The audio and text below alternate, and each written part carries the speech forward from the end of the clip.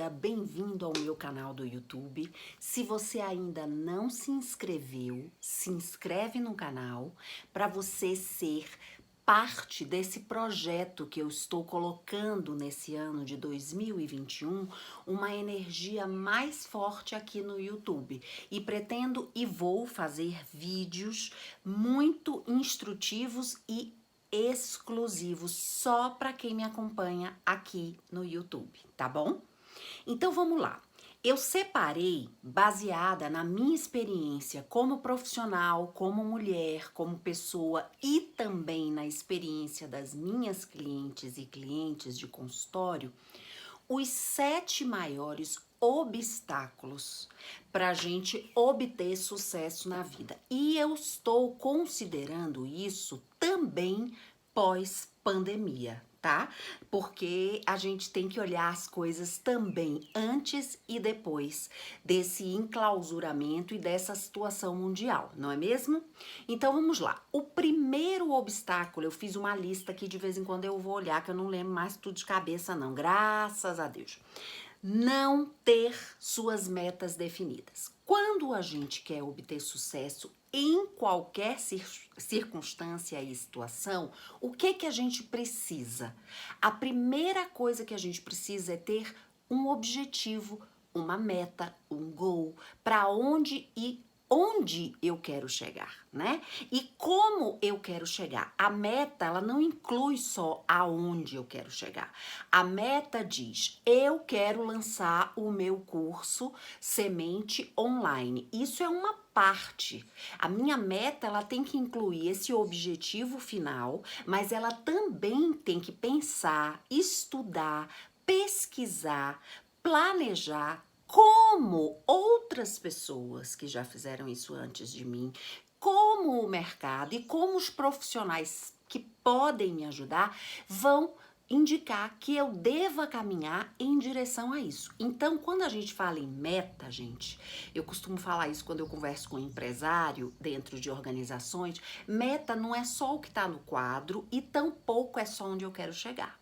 A meta inclui o objetivo e inclui o caminho que eu precisarei, o preço que eu precisarei pagar, o caminho que eu precisarei andar, todas as etapas. Pode ser que no início isso não esteja claro, mas antes de iniciar um projeto, eu tenho que pensar a respeito, eu tenho que colocar no papel, eu tenho que criar esse percurso até o objetivo. Então, o que eu percebi na minha urgência e também na urgência de outras pessoas foi preocupar muito com o objetivo e esquecer que a meta inclui de A até B. Não é só B, é de A até B. Ficou aí a informação? Então vamos para a segunda observação da minha parte que acho fundamental. É o seguinte, dá muito mais importância ou só dar importância às críticas que você recebe dos outros, seja dentro da sua família, seja dentro do seu grupo de colegas, grupo de empresários, grupo de conhecidos.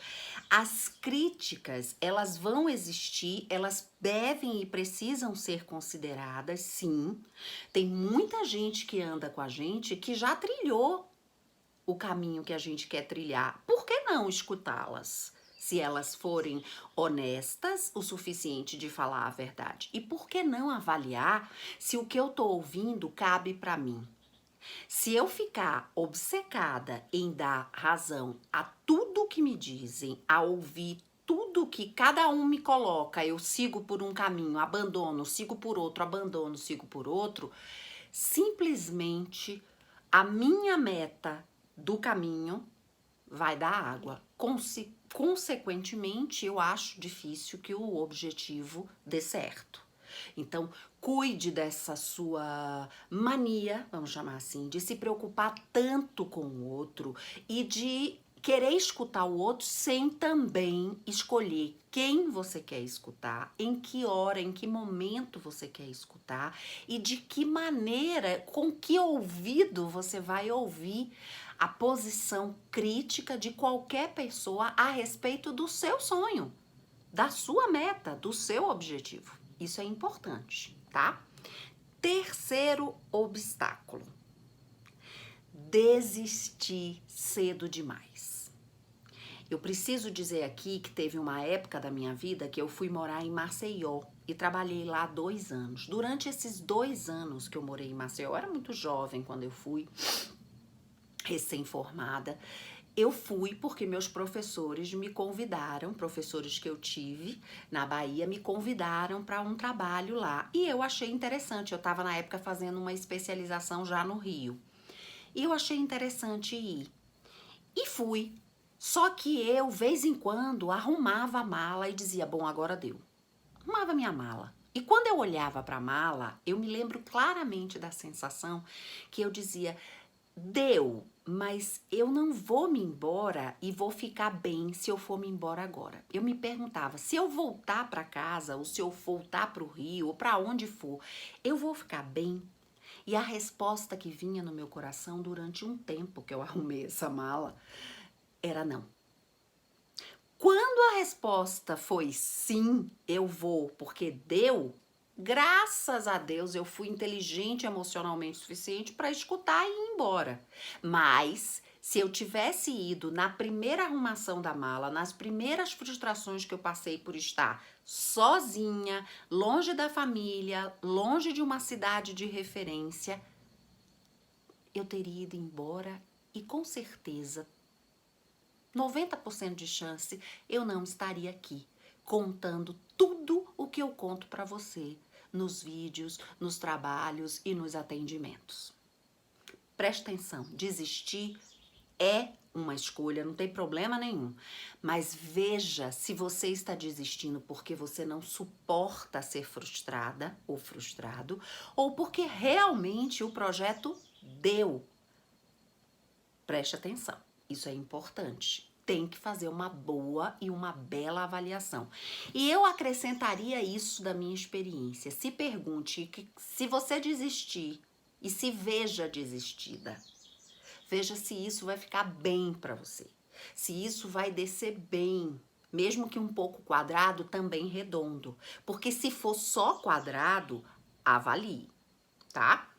Número 4, esperar resultados imediatos. Da mesma maneira que você não pode desistir e sair correndo a qualquer momento, logo no início, porque você não está tendo o que você quer, você tem que avaliar quais são os resultados imediatos que são possíveis. E se eles não estão acontecendo porque são possíveis, porque você tem um estudo de viabilidade, porque você está fazendo um super trabalho de autoconhecimento, você tem que avaliar. Então, o que está faltando aqui de verdade para que isso siga, para que isso aconteça? Então, preste atenção nesse item 4, porque ele ajuda, às vezes, a desistência. E a desistência também é ajudada por ele, por essa necessidade de a expectativa do resultado imediato. Gente, sucesso, para começar, é algo que precisa ser definido.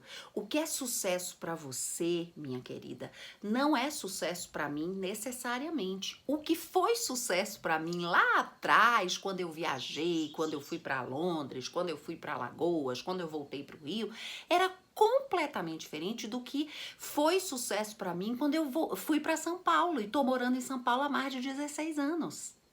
Então, entenda, sucesso tem que ser avaliado, ele faz parte. Quando você vai discutir a meta, você tem que discutir o que é sucesso nessa meta para você, tá? 5, duvidar totalmente da sua capacidade. A famosa síndrome da impostora. Eu estou aqui, eu fui escolhida, eu até já estou aqui, eu até aceitei, mas isso foi trapaça, alguém que desistiu, sobrou pra mim, isso vai ver que não é tão bom, eu não sou tão boa. Isso é muito comum na síndrome da impostora e do impostor. Então, preste atenção nisso. Essa dúvida 100% de que você é capaz, ela mina, ela estraga, ela draga, ela rouba toda a sua capacidade de obter resultado com o seu planejamento, com a sua meta, com o seu trabalho, tá? Número 6. Já já estamos terminando. Eu não quero fazer um vídeo longo, mas isso não dá para passar batido, né? Sucesso, meta, objetivo, é um negócio importante. Número 6. Deixar a liderança do seu projeto na mão de terceiros. Veja bem, quando o projeto é seu, quando você estudou, quando você está decidida, quando você sabe no fundo do seu coração, no seu discernimento, nos seus conhecimentos e pesquisas, que aquilo tem um processo e tem uma etapa e que pode mais do que 50% dar certo, e você entrega na mão do outro o que cabe a você, vai dar errado. Essa história de que negócio engorda no olho do dono, olha, isso é antigo. Eu acredito que no início, sim. Sinceramente, eu já tive negócios, eu já tive empresa também, assim como o meu consultório, como os meus cursos, como eu sou profissionalmente o meu negócio, a minha empresa. Eu acho que se eu tivesse deixado tudo na mão de todo mundo, eu não estaria de novo aqui. Agora, depois que você cria uma infra, depois que você atinge determinados obstáculos, é óbvio que você tem que distribuir tarefas. E você tem que saber que aí a gente vai entrar no 7º e último item. Você precisa saber com clareza quais são as suas funções, qual é a sua participação e tudo que isso implica. E quais são as funções de terceiros, sejam eles sócios, parceiros, empregados, fornecedores, colaboradores, o nome que você quiser dar. Marido, marida, filho, filha, sobrinho, sobrinha, quem você quiser colocar nesse sonho para se tornar uma realidade, você precisa saber que para começar o seu sonho a se tornar a realidade, você tem que saber. Sim, quais são as suas funções? E disso você não pode abrir mão. Então, o item 6 e o item 7 também estão coladinhos.